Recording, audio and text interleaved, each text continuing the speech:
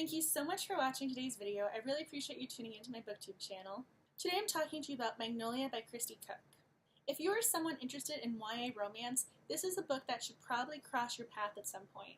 Jemma and Ryder have been next-door neighbors for years. Their families are best friends and have been for generations.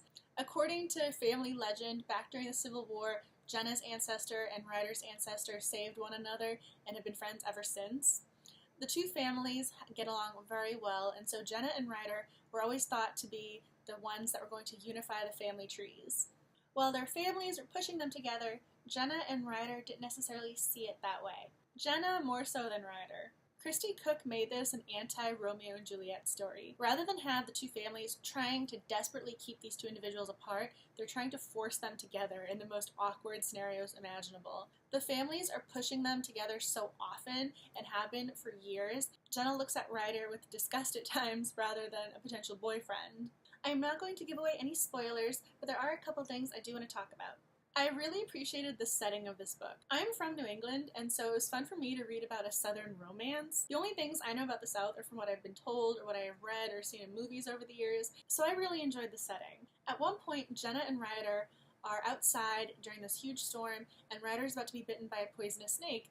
Jemma shoots the snake down. First of all, I was surprised that there was a snake, let alone a poisonous snake, let alone that she shot it. I really enjoyed that scene and that action sequence. The writing was particularly well done in that scene. The families also had a giant barbecue outside, Jemma was kayaking, there were certain outdoor things that I wasn't used to. I'm mentioning this because I really appreciated Cook's writing style. Whenever I've read books about the South before, usually they take knowledge for granted and glaze over certain things so that I'm left wondering what they were referring to, or I don't necessarily understand why that's impactful. If that's the case, I end up going on Google to find out what they were referring to, and that's a mark of bad writing because I took myself out of the scene to go research something that should have been clear via dialogue. I really appreciated the fact that Cook made it easy to follow. I understood what was going on, I was given context. She gave enough detail where I understood what was going on, but she didn't bog down the narrative. That's a fine line and something very difficult to balance, but yet she did it masterfully in that sense.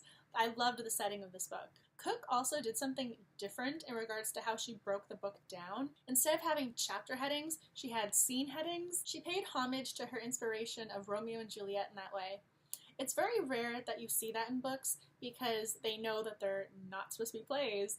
I appreciated her doing something rather unique because it differentiated this book from other YA romances on the shelf. Having it broken down into acts and scenes was a nice detail for me. Magnolia was a quick read. I read it in one afternoon. I enjoyed the storyline, but I did find the setting to be the most enjoyable element for me. As a New Englander, I thought the setting was very well selected and explained extraordinarily well. That was something I really enjoyed with the book.